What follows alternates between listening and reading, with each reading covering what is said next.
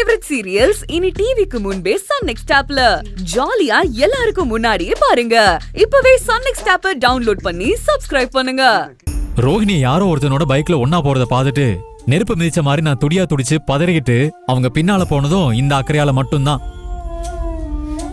ரோஹிணி வந்ததும் கேள்வி மேல கேள்வி கேட்டதும் இந்த அக்கறையால தான். புரியுது. ரோஹிணி விஷயத்துல நீங்க பேசுனதுக்கும் நடந்துக்கிட்டதுக்கும் காரணம் ரோஹிணி மேல நீங்க வச்சிருக்கிற அன்பும் அக்கறையும் தானே என்னால நல்லா புரிஞ்சுக்க முடியுதுங்க.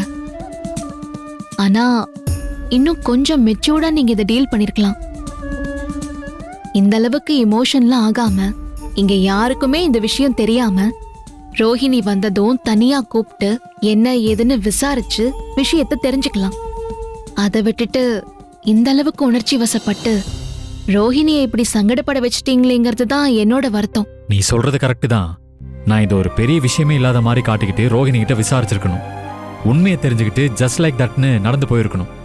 ஆனா ரோஹிணி வரதுக்கு முன்னாடி சத்தம் போட்டு ரோஹிணி வந்ததுக்கு அப்புறம் அவகிட்ட கேள்வி மேல கேள்வி கேட்டு நம்ம அண்ணனே நம்மளை இப்படி சந்தேகப்பட்டுருச்சேன்னு நினைக்க வச்சிட்டேன். அதுக்காக நான் இப்ப உண்மையிலே ஃபீல் பண்றேன். ஆதர சரி, ஓகேங்க, நீங்க ஃபீல் பண்ணாதீங்க. இனிமே இந்த மாதிரி ஏதாவது ஒண்ணு நடந்துச்சுன்னா பதட்டப்படாம பொறுமையா அதை டீல் பண்ணுங்க. ஏன்னா ரோஹிணிக்கும் ரேவதிக்கும் நீங்க வெறும் அண்ணன் மட்டும் இல்லைங்க. என்னதான் மாமா இருந்தாலும் அவங்க 2 பேருக்கும் அப்பா ஸ்தானத்துல இருக்கிறது நீங்க தான்.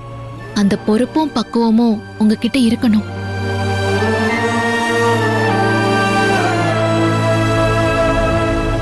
என்னங்க அப்படி ஒத்து பாக்குறீங்க? மனைவி ஒரு மந்திரின்னு சொல்லுவாங்கல்ல, அது எவ்வளவு உண்மைன்னு பாக்குறேன். இந்த கிண்டல் தானே வேணாங்கிறது. சேச்சே, நான் கிண்டல்லாம் பண்ணல, நிஜமா தான் சொல்றேன். ஒவ்வொரு விஷயத்தையும் நீ எவ்வளவு டீப்பா யோசிக்கிற. ஐயோ பாத்து, என்ன ஆச்சு? ஜலதோஷமே பிடிச்சிருச்சு, விட்டுருங்க. சரி, கேட்கணும்னு நினைச்சிட்டு இருந்தேன்.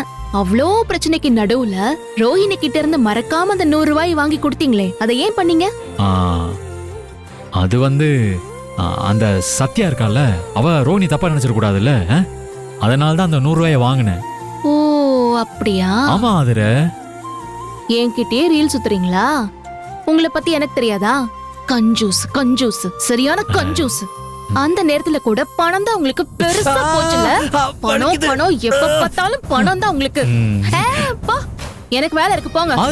இரு.